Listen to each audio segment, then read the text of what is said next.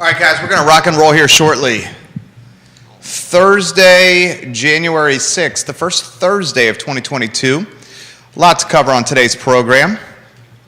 Ralph, the governor of Virginia, finally declared a state of emergency last night for the Commonwealth with a focus on Central Virginia and Louisa County. We will be talking about that today on the I Love Seville show.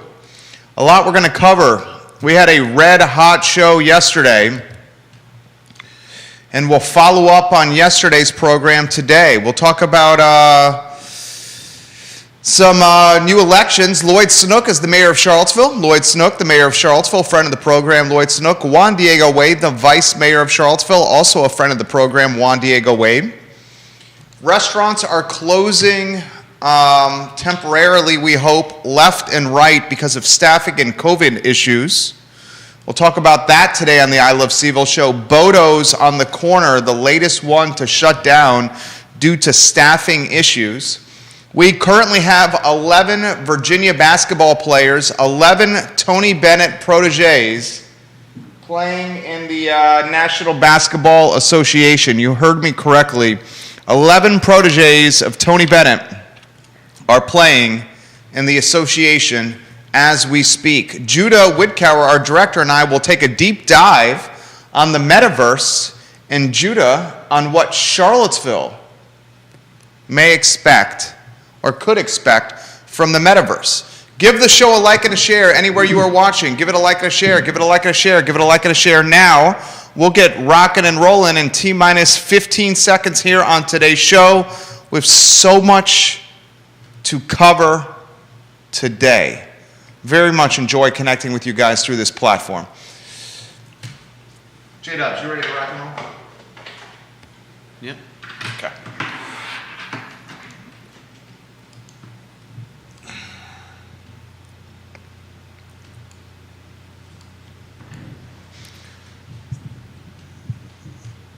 All right, J-Dubs, give me 10 seconds and then give me a quiet on the set cue.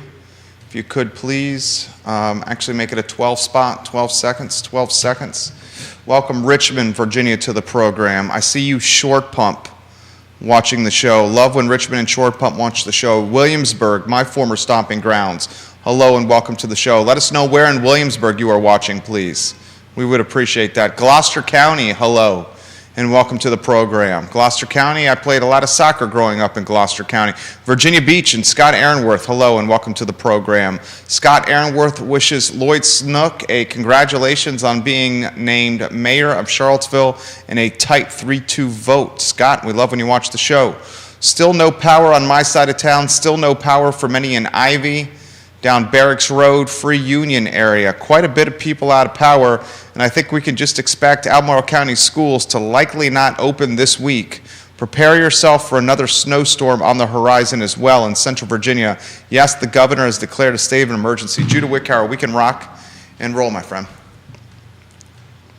Quiet on the set.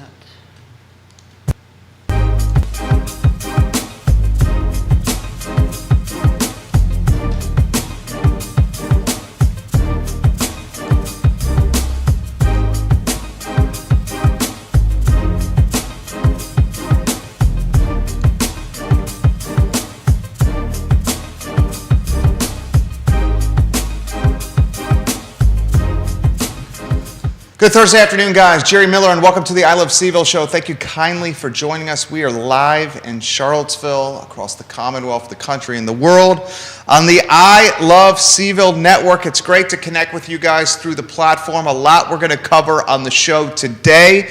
I will highlight a couple of topics of interest that we will assess, analyze, and discuss today, January 6th.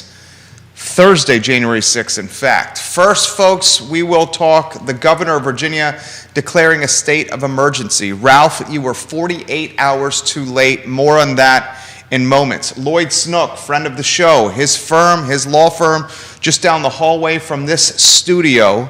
The new mayor of Charlottesville, Virginia, I think it was a fantastic choice, Lloyd Snook.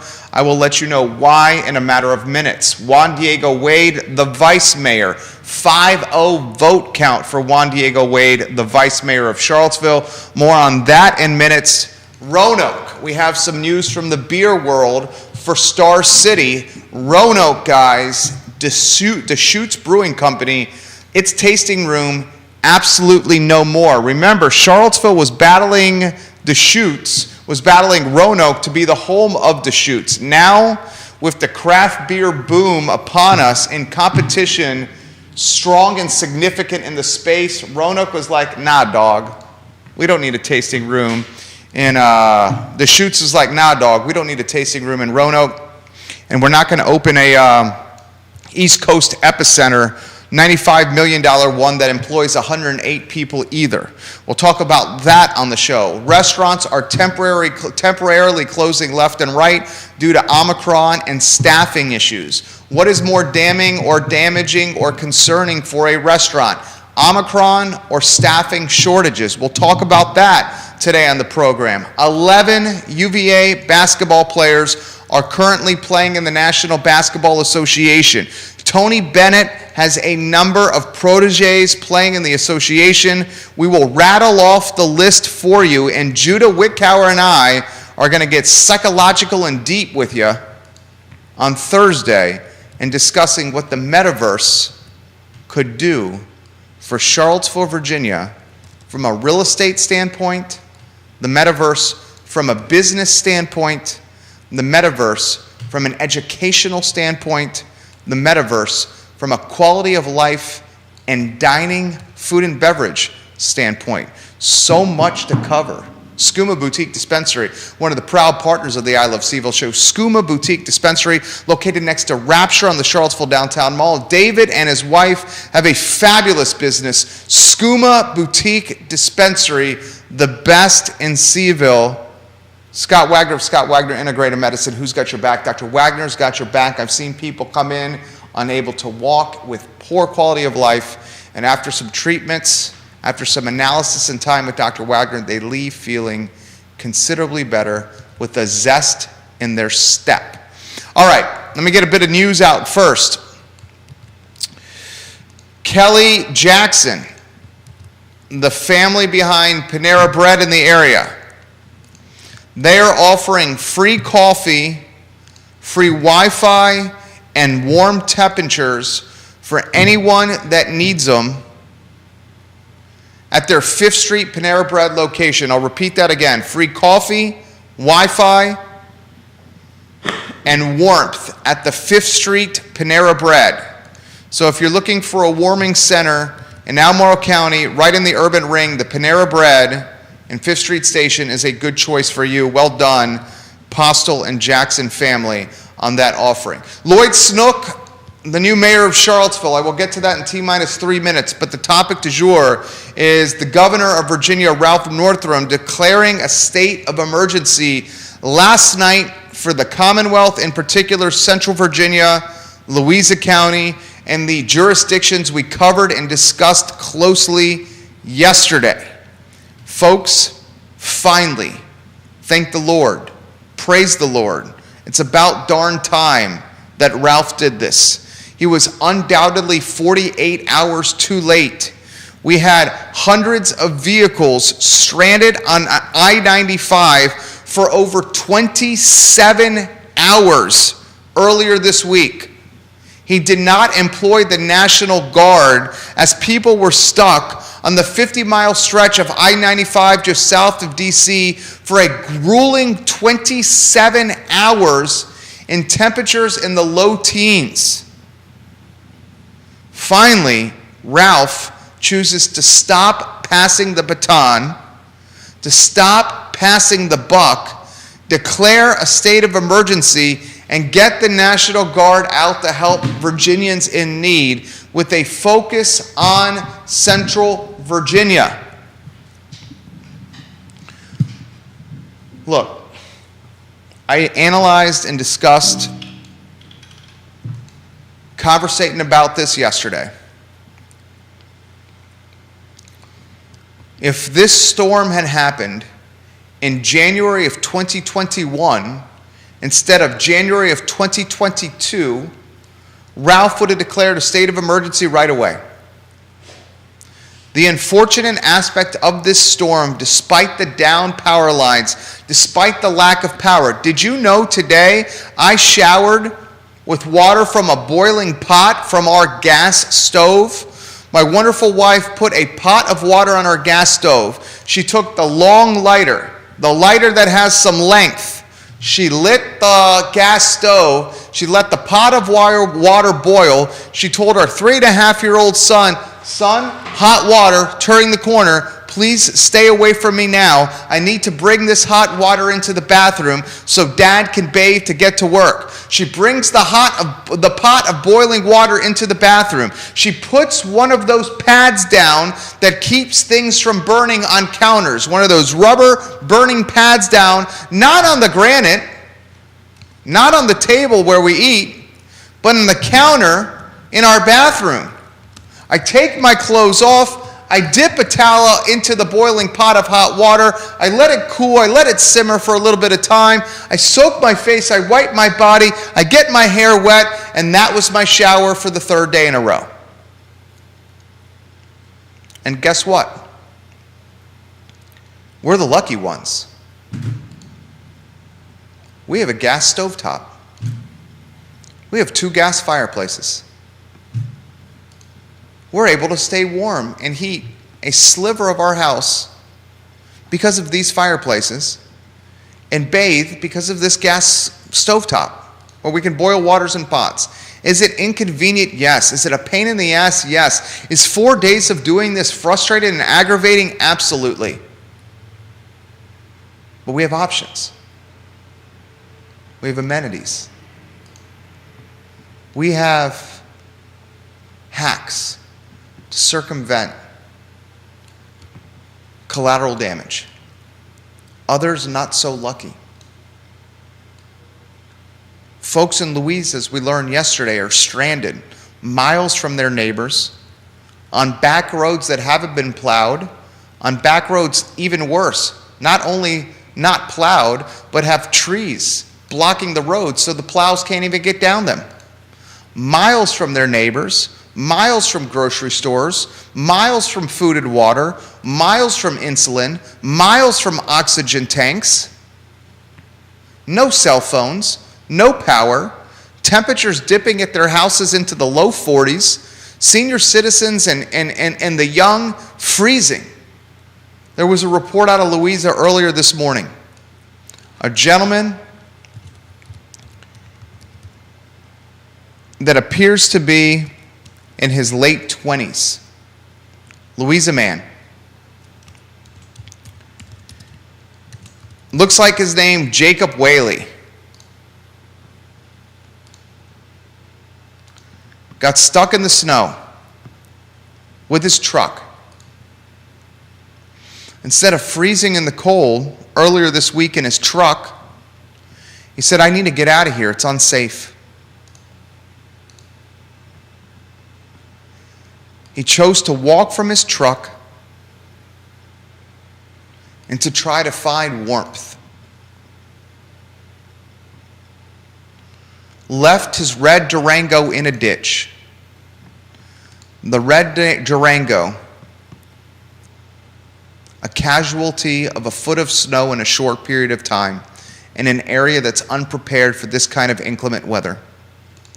As he leaves his red Durango, this late 20s, strong as an ox, red-bearded country boy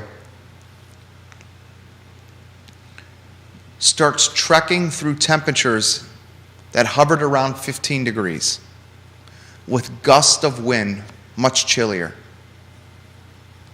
All he was looking for was a house with warmth. No one has seen him since Monday.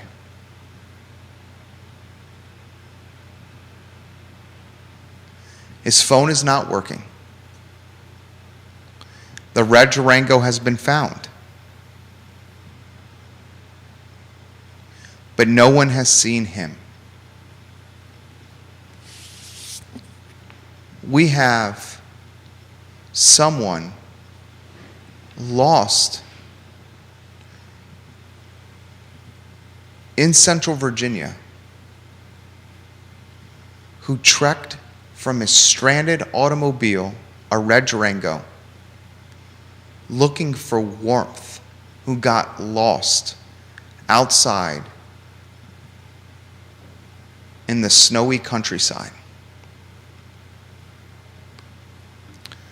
A microcosm, an unfortunate one, of what's transpiring in Central Virginia.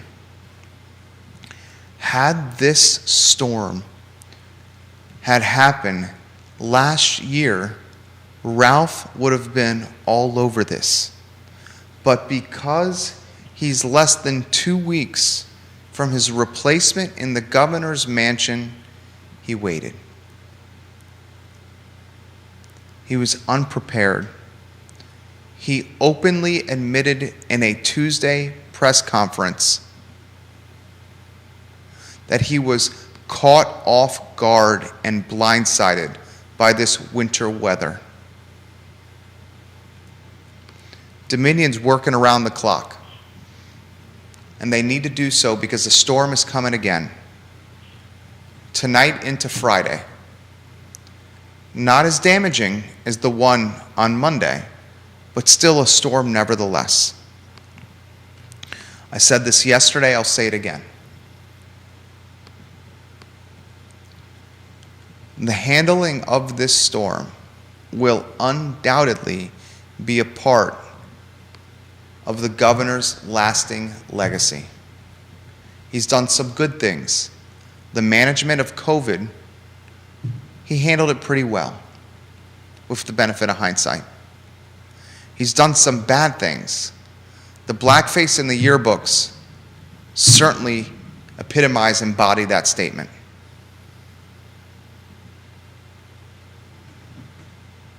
Waiting 4 days, nearly 4 days, to call the National Guard and declare a state of emergency is in the category of bad things. Let's get our director in the mix on a 2-shot. They always prepare with perspective, Judah Wickower. State of emergency, my friend. What do you make of that? It's about time. Apparently, I don't know. I think it's good that we've got some help coming. Anything else? Do you have any counterpoint? Do you have anything to add? I'm curious of any other take you have there. No. I think it's a good thing. I think it's a good thing, too. I think it's a really good thing. Johnny Ornalis, hello.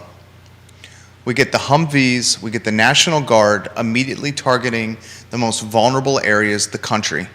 We get the Humvees, we get the National Guard with blankets, with food, with water, immediately targeting the elderly and the country and the youth in the country and the families that can't get to grocery stores. And we do this immediately before the snow hits again tonight. That's called good governing. That's called good leadership. And I'm sorry, Ralph, it happened in the bottom of the 9th inning with 2 outs and your team up a couple of runs. But it still happened. And it's your job to lead the state and the Commonwealth. Now let's go to the next topic. And I want a take from you on this, J-Dubs.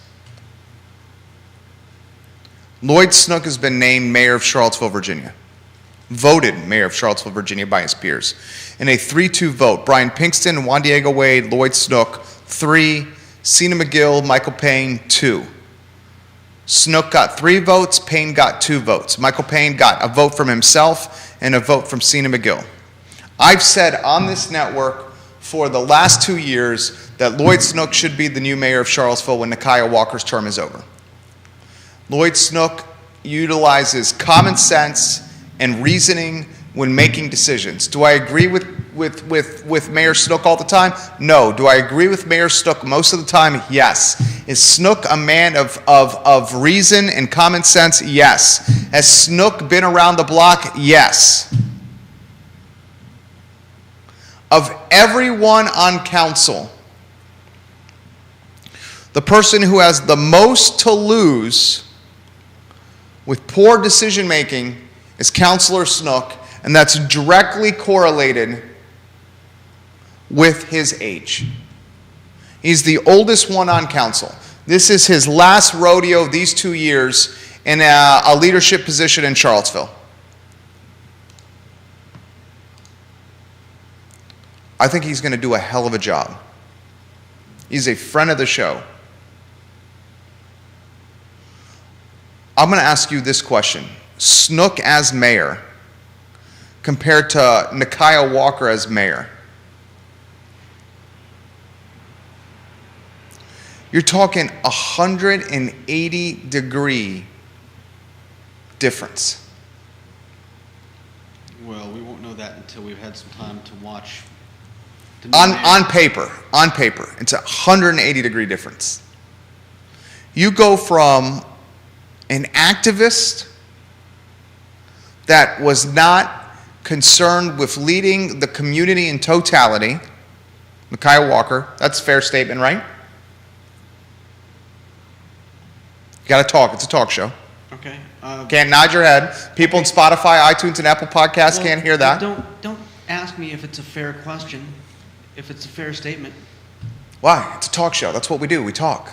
Okay, but you make lots of statements, and they're very rarely fair.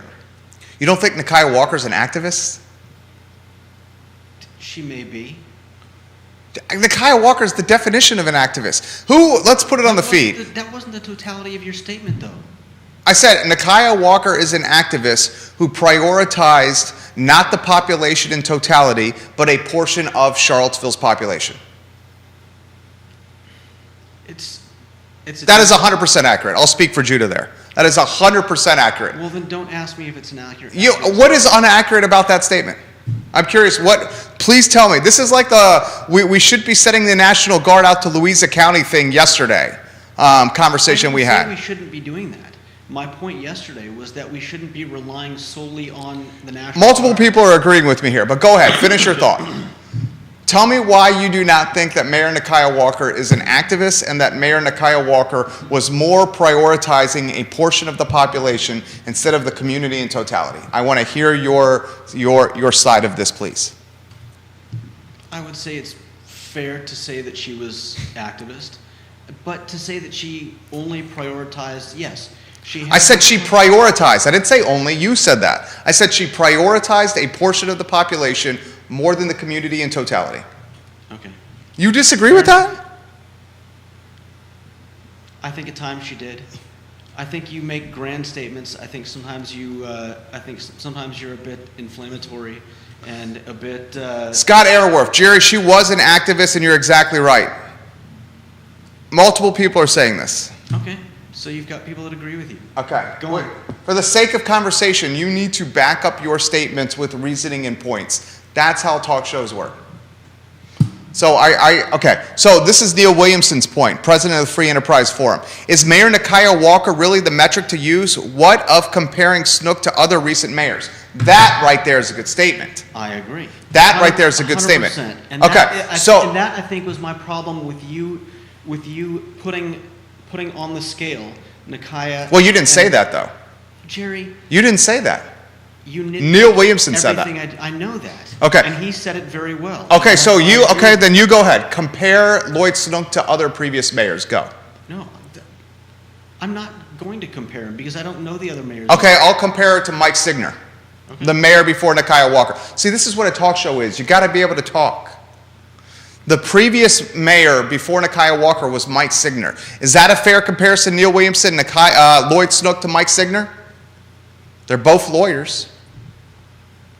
They're both white males. They're both Democrats. Is that a fair comparison, Neil? Asking respectfully there. Mike Signer compared to Lloyd Snook as mayor. You think that's a fair comparison? I don't know enough about Signer to say, but I know enough about him. Okay. I've met and chatted with him many times. Any thoughts on that? Any thoughts on you meeting and chatting? No, with on the comparison with Signer and Snook. Go ahead. Okay, so here are my thoughts. You can go first if you like. I don't have any. I've already explained that I don't know enough about Signer to make comparisons. Feel free to expound. Okay, thank you. Here's my point. Signer was more concerned with climbing the political vertical ladder. We know Mike Signer has previously run for Commonwealth-wide offices, excuse me. The former mayor of Charlottesville ran at one time, and someone correct me if I'm wrong here, and I'm doing a quick Google search on this, for lieutenant governor. See if we can find that. Mike Signer, lieutenant governor.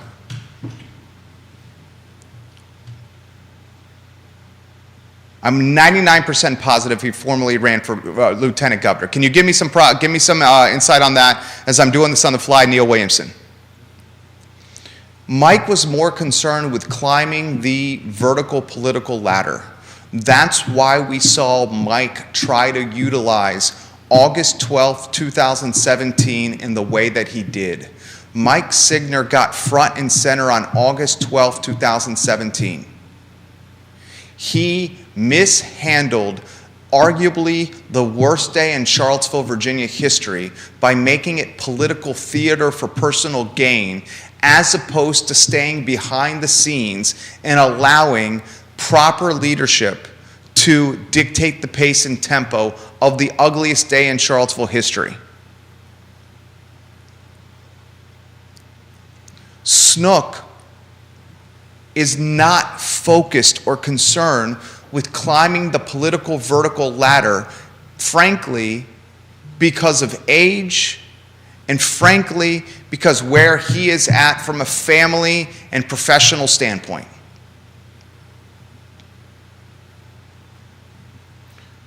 Neil Williamson wants a comparison with Lloyd Snook and Dave Norris. You know Dave Norris.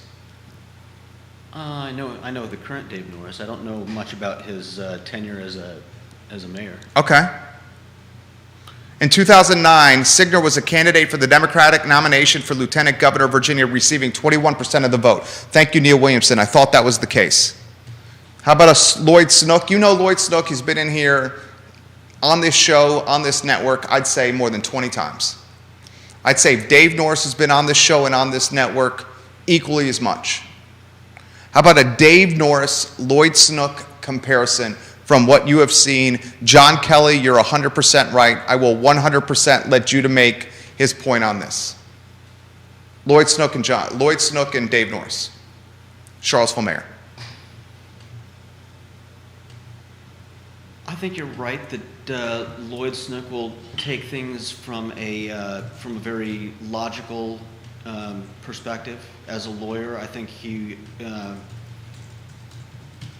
I would guess that he's the type of person that looks at a lot of different angles, a lot of different information, and can put that information together into a working theory of what he would like to push forward. I see him being logical. I see him listening to all sides. I think he's going to do. I would like to think he will do a good job in the seat as mayor. I don't see Dave Norris being much different. I mean, he's an intelligent guy. He seems well considered.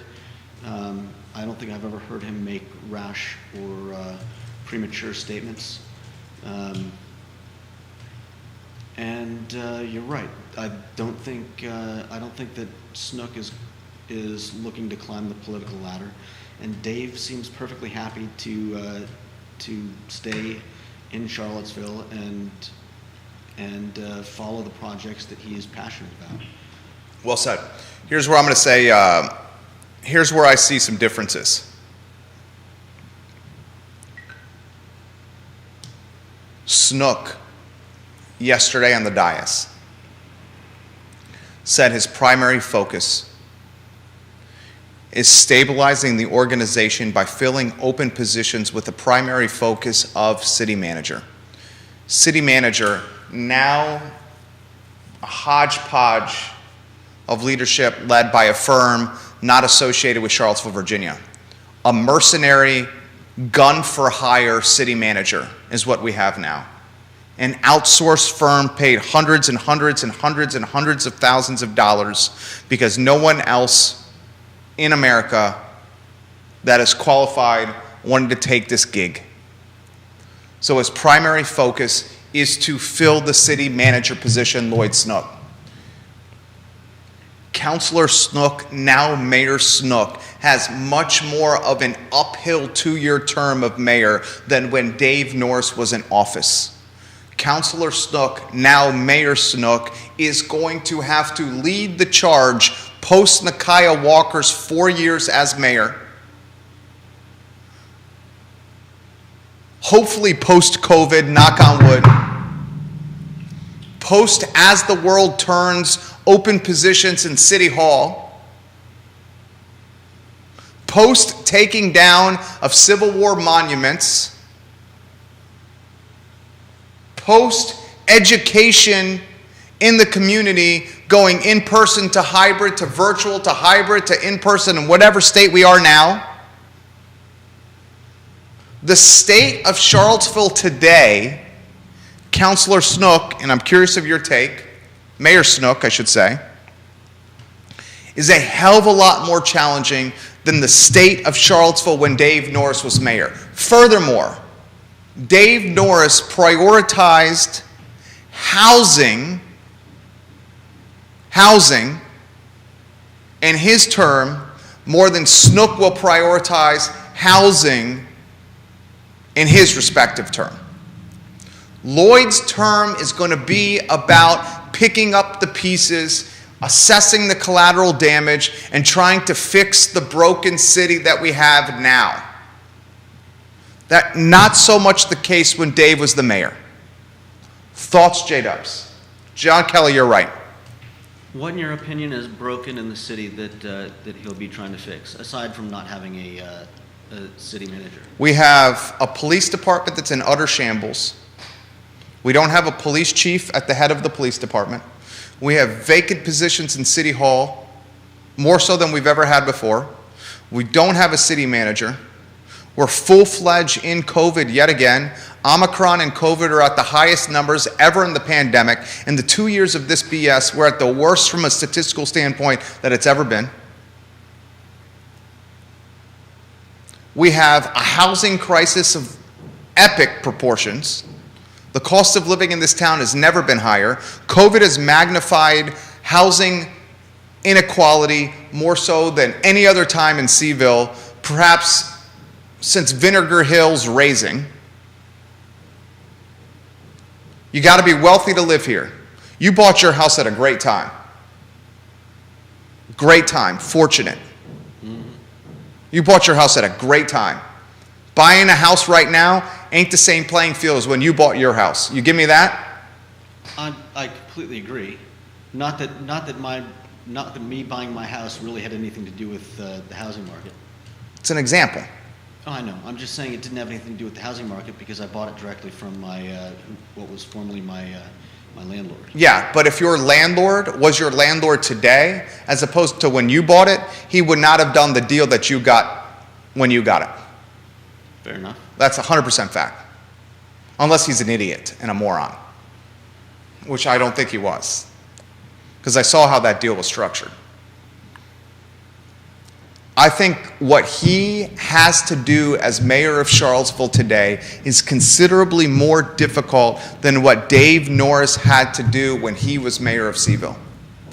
I think Norris was a tad more leaning toward the socialistic side of Democrat, where Snook is a tad more leaning toward the centrist side of Democrat. I can see that. You just saw Mayor Snook walk by the studio. Now, that being said, of the 5 people that are on council, Michael Payne, Cena McGill, Juan Diego Wade, Brian Pinkston, and Lloyd Snook, the one I think most skillfully and capably prepared to lead Charlottesville out of a housing crisis, out of a COVID crisis, out of what some may see as a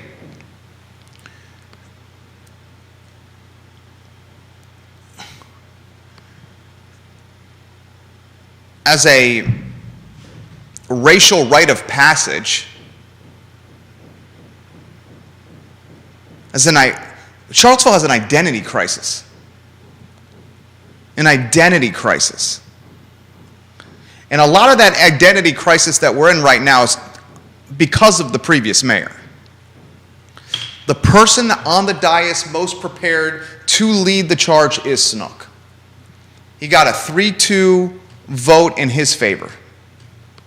Juan Wade's the vice mayor. He swept 5-0. Everyone on the dais voted Juan Diego Wade vice mayor. You're going to hear it here first. When Snook's 2-year term is up as mayor, his 2-year term up as mayor will be at the end of 2023. Juan Diego Wade will be the mayor of Charlottesville in 2024. You heard it here first. Mark it down. Juan Diego Wade will be the mayor of Charlottesville in 2024. First city council meeting of 2024, he will be voted mayor of Charlottesville, Virginia. What do you think? Of the options that you have there would be Pinkston and Wade. Of Pinkston and Wade in 2024, who do you think would be most likely to be mayor? You've met both. They've come on the show at least 10 times each. I'd put my money on Wade. I put my money on Wade too. There'll be 3 spots open for council up for election in early November 2023. Early November 2023, 3 new spots and 3 new potential people on council. I do not see Councilor Snook running for another 4-year term. I associate that with age. Cena McGill is absolutely burned out. There's no way in hell Cena McGill is going to run for another 4-year term.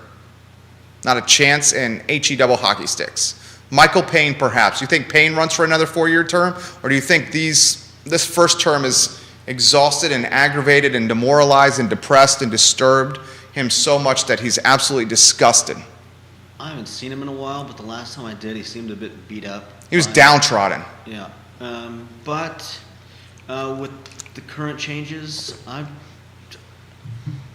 could see him throwing his hat in for another term. I could see that possibly as well. Do you think they're demoralized, downtrodden, depressed, disgusted because of the dynamics of previous council? Yeah, I would think so. I mean, aside from some of the other things that they've had to deal with, yeah, I would say that the makeup of council was. They hated each other. And even aside from personal feelings, I would just think that the backbiting, the bickering, wondering what somebody's saying behind the scenes. Yeah. When you're not always on guard. Yeah, I mean, council makes votes, and they're not expected to all vote exactly the same. But they're supposed to work together. I mean, that's what This isn't Congress. Political infighting is not the local government. Yeah, they live in the same damn town. Yeah, they see each other at church and the grocery store. They walk down the downtown mall and see each other. Yeah. How could they be calling somebody some of the names that they would be called and then walk to Mud House and go to Shenandoah Joe's and get a cup of Joe? Yeah, I think there was a disconnect in some areas. And what do you think that conversation was like at Dave Fafara's Shenandoah Joe? Just coincidentally and randomly, ex-Mayor Walker and current Mayor Snook happened to be in the line together, happenstance, ordering some Java. Do you think they talk? Ignore each other? Just say, hey, hello, make the order and leave? Weather talk? It's snowing outside, Lloyd. No, it would be like Lloyd saying to Nakaya, it's snowing outside, Nakaya. Nakaya saying to Lloyd, yes, the snow is white. That's a little harsh. But, You're smirking. You found some humor in that. It's funny, but you found some that humor. doesn't mean I find it hilarious. I know a lot of jokes from my childhood that are way too off color to be repeating here. That one wasn't off color. The snow is white. That one was, and white is not off color. The snow is white.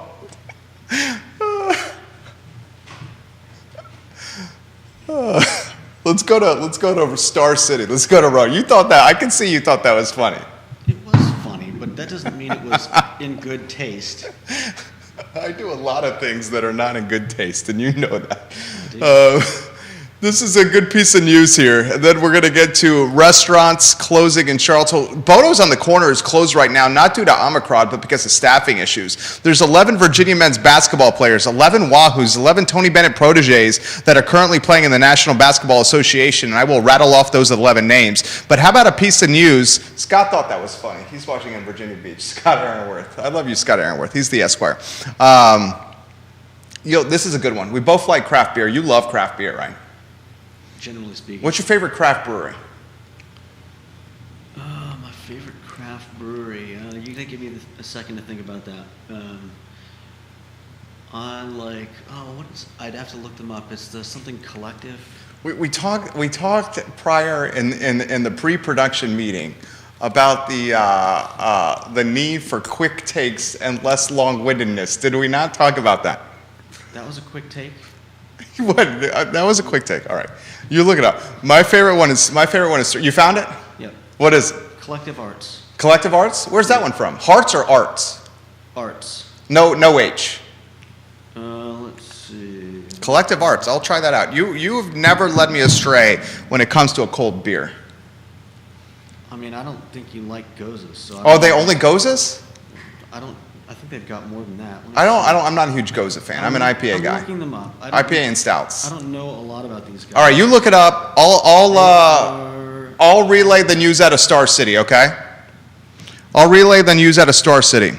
Okay, so I'll set the stage first. Albemarle County, Virginia. And this was the first time I ever spoke before a Board of Supervisors meeting. Albemarle County, Virginia. In 2016, was actively pursuing Deschutes Brewery in an economic development coup. Deschutes Brewery wanted to build a nearly $100 million brewing facility. In fact, Neil Williamson, I saw this on your Facebook page yesterday. I found it intriguing after you shared it on your Facebook page. Neil Williamson's the president of the Free Enterprise Forum. And then I said that would make a great talking point for today's talk show, and here it is. You, the viewer and listener, often can change or dictate the pace and tempo of this show by sending content to us that often gets integrated in the show. Scott Aaronworth does it all the time. Deschutes in 2016 was being pursued by Albemarle County's Office of Economic Development for its East Coast headquarters on 29 South, kind of where the Virginia Eagle distributing, right next to the Virginia Eagle Distributing Center headquarters facility. Scott Warner, who's one of the key members of Virginia Eagle, owned or had a stake in a piece of land next to the Virginia Eagle headquarters. And they were actively romancing, seducing, luring, convincing, wining and dining, persuading, charming Deschutes to bring an East Coast facility, this is an Oregon brewery, to Albemarle County. And they position the outdoor nature of Albemarle County, the mountain biking and the hiking trails, the river and the water and the mountains, and the fact that people love to support local and love to drink beer, and the fact that people like to be outside as indicators or KPI, key performance indicators, of why Albemarle was a good fit for Deschutes, because all those KPIs are embodied by the Deschutes brand. It's a very outdoorsy brand, mountainy outdoorsy brand. It's from Bend, Oregon. Can you check Deschutes? I think Deschutes is from Bend, Oregon. Will you check that for me, J-Dubs? Yeah. If you could, please, sir. Deschutes Brewery, West Coast, I think it's Bend, Oregon. Bend, Oregon, outdoorsy, Albemarle County outdoorsy. Long story short, It's Bend. it's Bend, Oregon. Thank you. Memory's like a steel trap. It's like a steel trap. You'll give me that, right? What's that? You'll give me the memory's like a steel trap, right? Neil gave you the memory. My memory's like a steel trap. You'll give me that. Occasionally. Most of the time. Occasionally. We're yin and yang. We're yin and yang. All right. So Deschutes was asking for tax credits. They were asking for incentivizations from local government. I spoke before the Board of Supervisors in 2016. Good Lord, that was 6 years ago. About this. Might have even been in 2015. Long story short, Albemarle wasn't willing to do it. Local government did not see the value of 108 new jobs.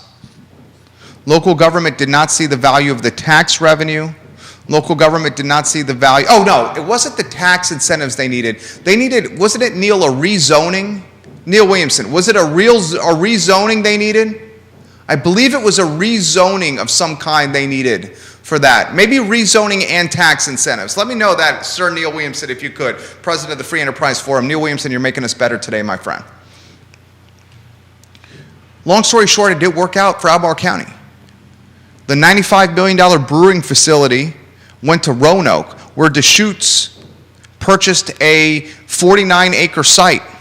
In 2017, they opened a tasting room. This is from the Roanoke Times. In 2017, they opened a tasting room in downtown Roanoke to familiarize the community with the Deschutes brand. They wanted to open a point of sale in downtown Roanoke, so a tasting room, so people can be like, fall in love with the brand. Have you ever had the fresh squeezed IPA, Judah?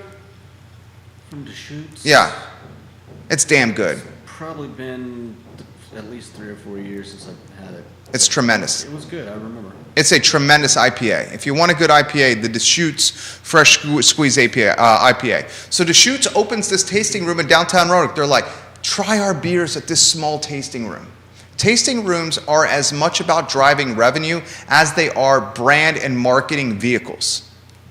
Because you fall in love with the beer at the tasting room, and when you fall in love with the beer at the tasting room, you're much more likely to buy the 6-pack or the case on the grocery store shelf. So they opened the tasting room in downtown Roanoke in 2017 with the plan of doing a $95 million brewing facility construction on the 49-acre site they purchased in Roanoke. Guess what happened? They didn't get the go-ahead. No, what happened was this. They needed rezoning. Thank you, Neil Williamson. There's a link on my Facebook page in the comments to the Free Enterprise Forum. Hashtag Content Slinger. He's one of the best in the business. I'd give you a flying chest bump if you were here, Neil Williamson. This is what happened. They never opened the headquarters because from 2016 to 2017, the category of craft beer, J-Dubs, got so much more freaking saturated. We had a almost manifest destiny sprint in craft beer.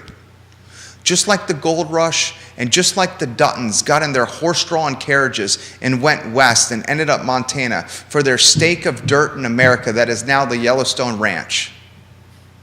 Brewers went from making beer in their bathtubs and their basements to opening up breweries all over town. Take Charlottesville, for example. Think of the new breweries that have opened up.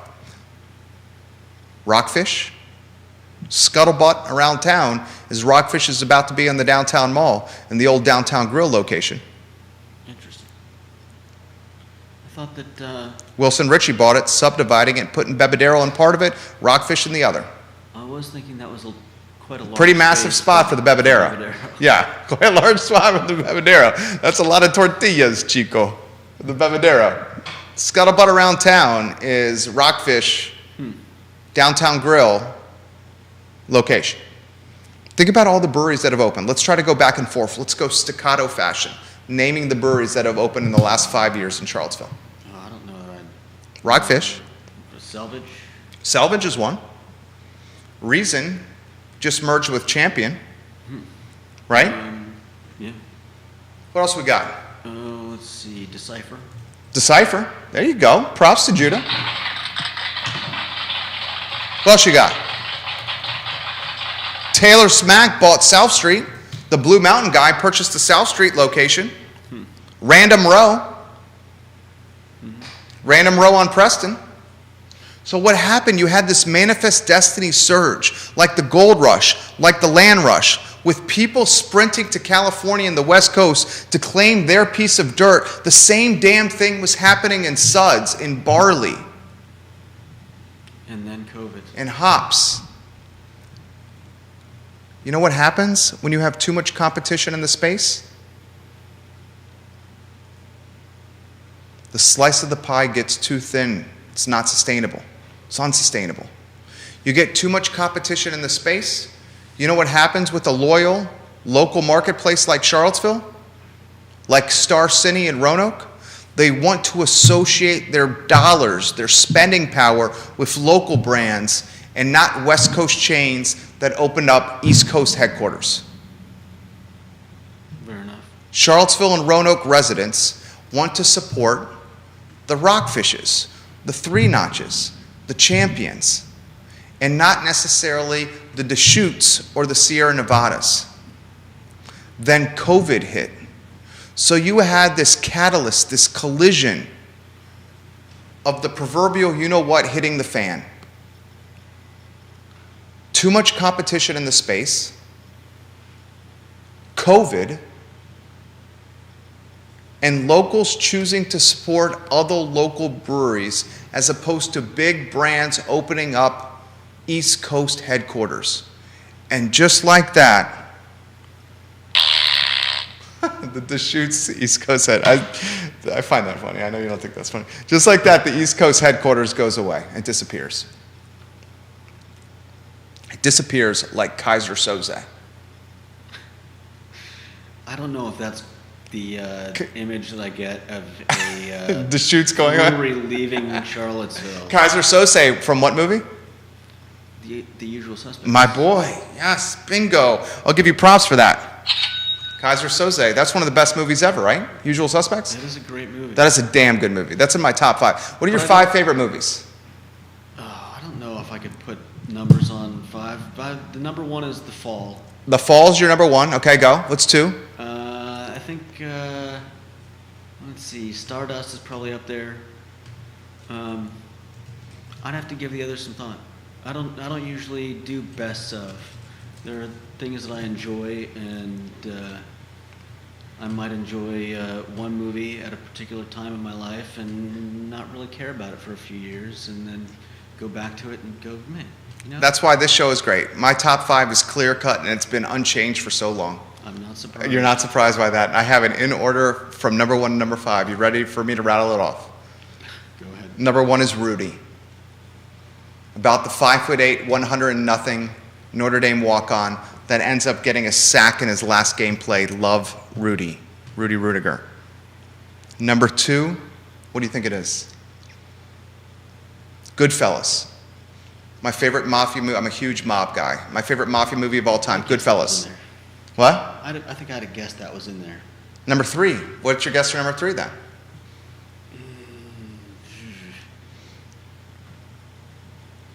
You know, I really don't know. I can't.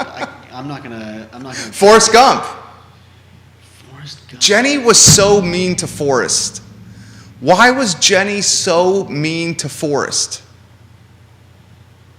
Forrest wanted nothing more but to love Jenny. Do you know women? I'm married to one. 3's Forrest. Forrest Heat. Robert De Niro, Al Pacino, Val Kilmer. Is that a Michael Mann movie? I believe it is. It's a mob movie. I don't really like mob movies, but I do like Michael Mann movies. That one's excellent. What do you think is in the 5 slot? I'm going to call it the Die Hard trilogy in the 5 slot and take the easy road out. The Die Hard. Trilogy? Is it 4 or 3? There's like 5 or 6 now. No. How many Die Hards are there? Now it's like a. Is it the ones with Bruce Willis though? I don't think there's. I think there might be 4. At least 4. There's one where he's kind of playing. There's Die Hard 1988, Christmas Vacation, Nakatomi Plaza, Nakatomi Towers. There's Die Hard 2 in the airport, 1990. Die Hard movies are. I'm looking at it too. There's Die Hard with a Vengeance, 1995. There's Live Free or Die Hard, 2007. Did I not say 5 or 6? A Good Day to Die Hard. You did say 5. There's 5. Oh no, there's 6. And then there's one called McLean. That must be coming because it doesn't have a date on it. Oh, it must be coming. McLean. McLean. Damn you, McLean. McLean. My favorite one was the one in New York with Samuel L. Jackson. Samuel L. Jackson stole the show. Okay, that's my 5. All right, next topic I want to hit, and these two quickly because we're going to take a deep dive, about 10-minute deep dive on the metaverse and how Field of Dreams is damn good. Jenny was on drugs, Scott Aaronworth said. Jenny was on drugs. Jenny was so mean to him, Scott. Why didn't Jenny just love Forrest? Christelle says, Christelle, the catering director of C&O, love you, Christelle. Are you watching at Lake Monticello? At your compound at Lake Monticello, Christelle, or are you watching at C&O? She says, guys, you want a good IPA, you have to try Treehouse, but you have to travel to get it. It's in Charleston, Massachusetts. Is it Charleston or Carlton? Charlton, Massachusetts, Carlton, Massachusetts. And Field of Dreams is one of Neil Williams' favorite.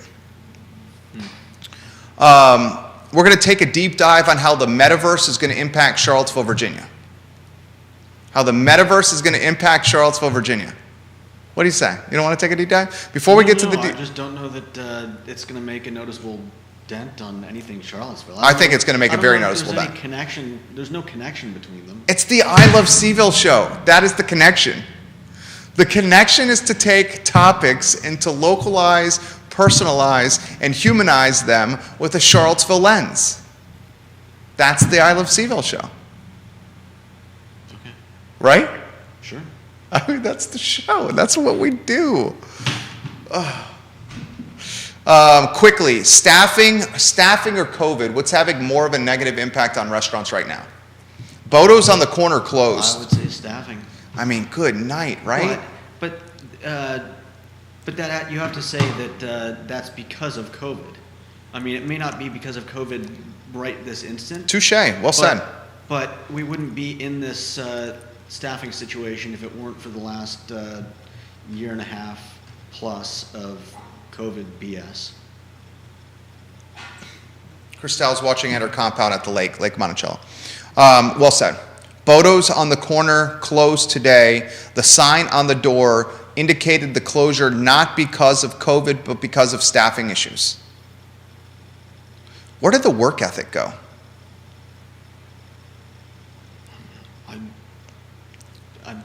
You can't just say that as a broad spectrum, like this is the problem with everything. 11 Wahoos in the NBA, and then we get to the metaverse. Here are the 11 Wahoos in the association. I found this fascinating. I know college basketball is not your cup of tea, so I'll rattle these off quickly. The 11 Wahoos in the association, boys and girls, ladies and gentlemen. Braxton Key for the Philadelphia 76ers. Justin Anderson with the Indiana Pacers. Kyle Guy with the Miami Heat. Jay Huff with the LA Tinseltown Lakers. Sam Hauser with the Boston Seas. Trey Murphy with the New Orleans Pelicans. Anthony Gill with the Washington Bullets, now the Washington Wizards. Ty Jerome with the OKC Thunder.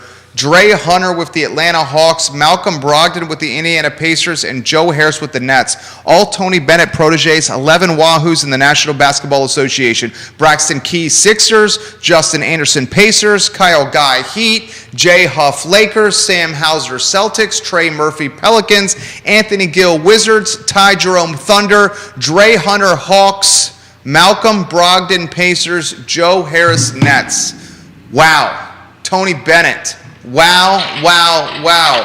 I'm going to say this once. I was watching Virginia beat up Syracuse in the Carrier Dome, and Jim Boeheim's signature and name was in cursive right at center court. It is time for Carla. It is time for the Virginia Athletic Foundation. It is time for Barry Parkhill. It's time for wealthy alumni to encourage, insist, and demand that Tony Bennett's signature is also on the court at the John Paul Jones Arena.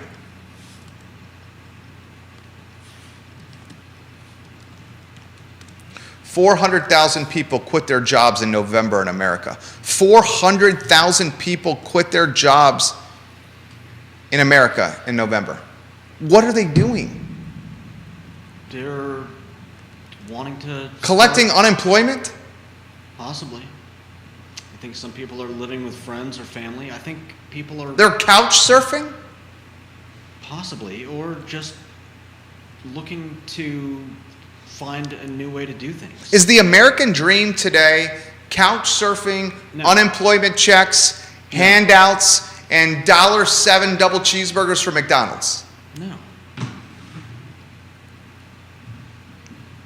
I just find it bananas. Those 400,000 The people, problem is that you're an employer. those 400,000 people are going to have a cruel awakening. And their cruel awakening is they're going to realize they made the biggest mistake of their life, and the wealth gap between them and everybody else in America has widened even more. And that decision making is undoubtedly why we have a class system, why there's an upper class, upper middle class, a lower middle class, and a lower class, and destitute.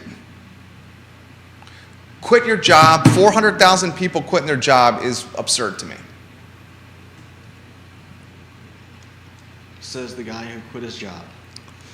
I quit my job 13 years ago in a much different scenario.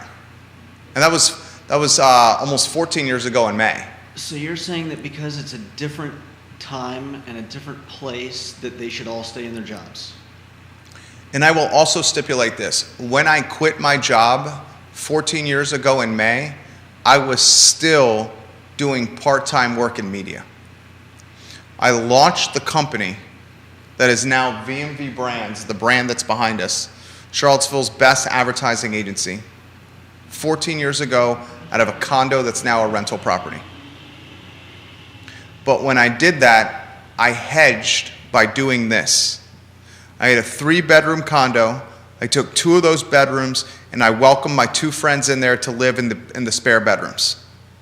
I offered them rent of $400 each a month, $800 total, that essentially covered the mortgage.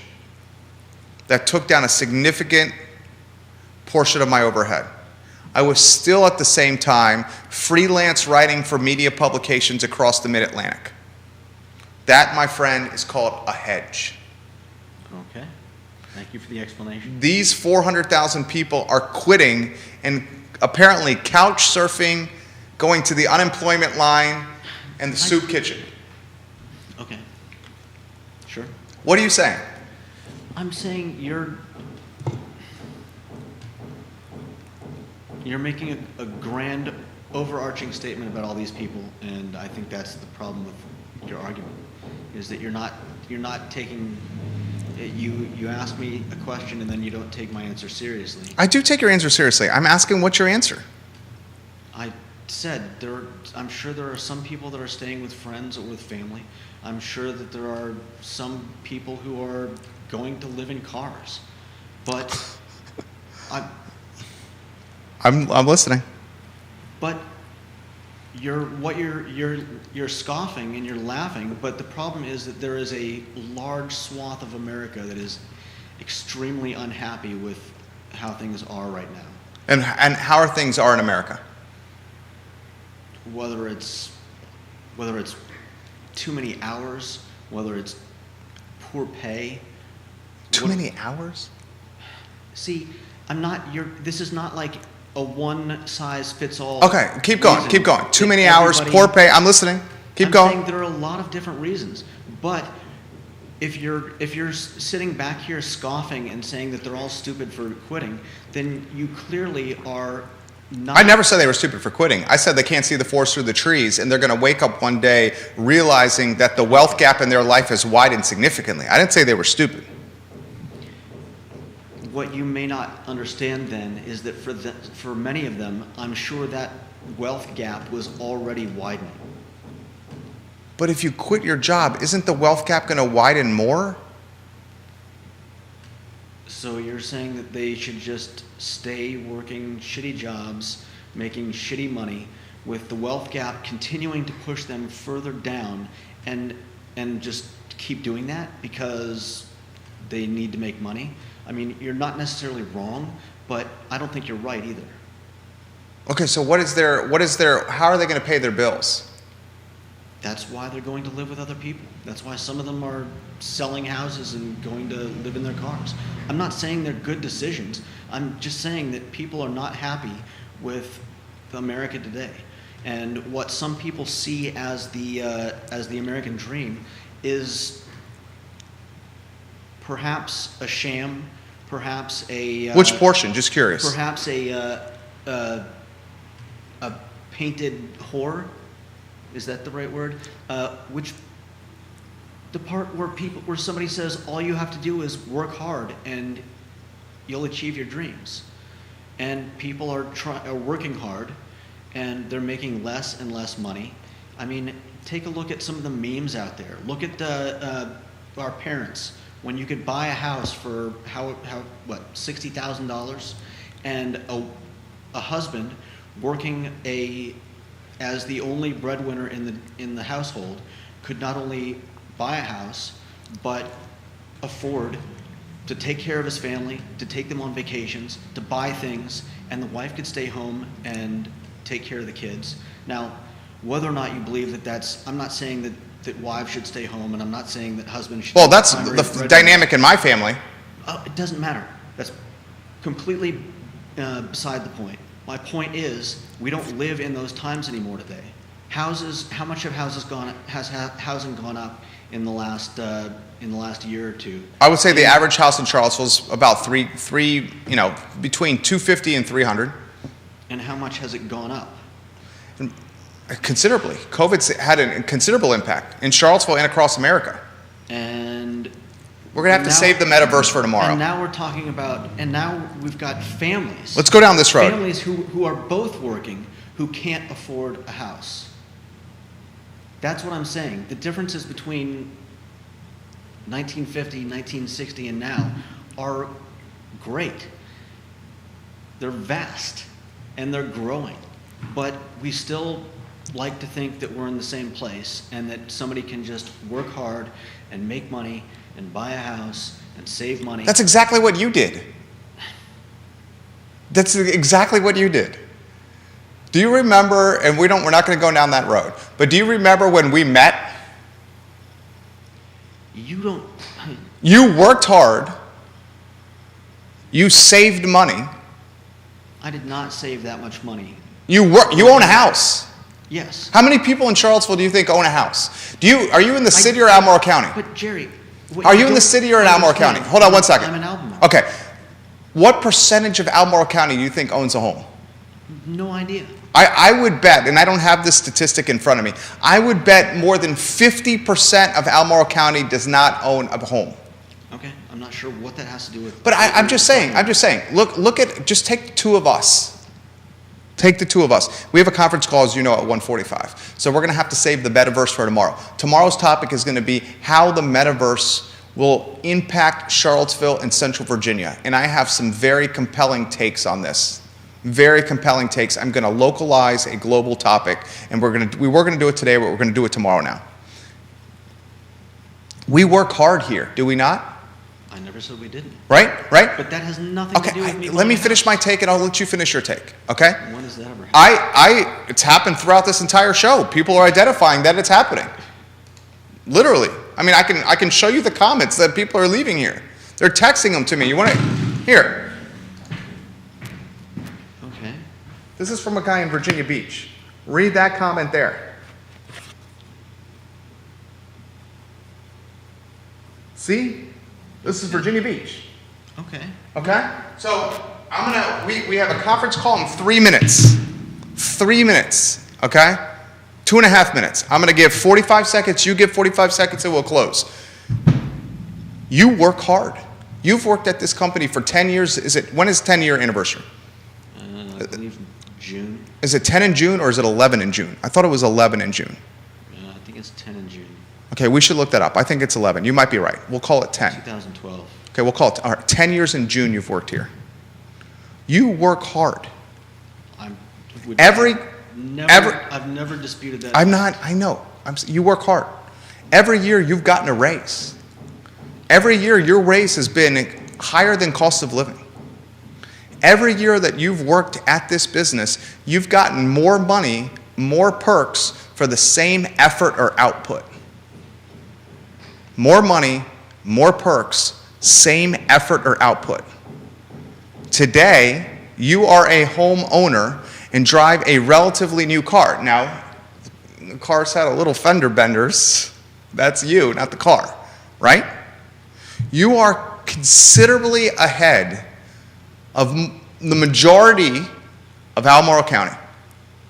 Me as an employer, owner of the business, and I'm going to get out of your way here, I put my life savings on the line 14 years ago, risked everything I had, almost defaulted on my condo to the point where I had to welcome friends in to rent rooms from me because I was going to lose the condo.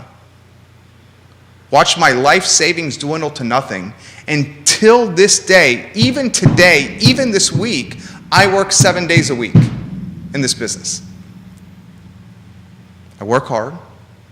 I have a house, some real estate investment. I'm proud of it. And that still, from my standpoint, is the American effing dream. You work, you save, you earn, you get. Your show. It's 1:45. Offer some perspective. We'll be a little late. Okay. What works for Jerry does not work for everyone else. And working hard does not always get you a house. I didn't save enough money to buy a house. How'd you buy the house? There were other means. I don't think this is the Okay, yeah, we don't have to go personal on place that. for it. Okay, But fair. me working hard did not get me that house. What? You're able to... What? I inherited money. I did not... Oh, we don't have to get personal. I don't want to get personal. In 10 years, I have not been able to save... We don't enough have to get money. personal. We don't have to get personal. I'm You pay your mortgage payment, right? I do. Okay. You pay for your house by working hard. Okay. You work hard and you get to pay for the roof that you own.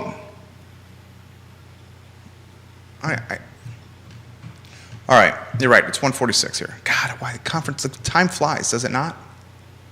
I want to acknowledge this, and everybody that's watching. This man is doing a hell of a job. A hell of a job. This is a brand new aspect of the show. You're doing a hell of a job. Thank you. I really respect and appreciate the yin and yang perspective, the back and forth. It's got its moments. Hell of a job. All right, wrap her up. That's the I Love Seville show. Thank you kindly for joining us, guys. My name is Jerry Miller.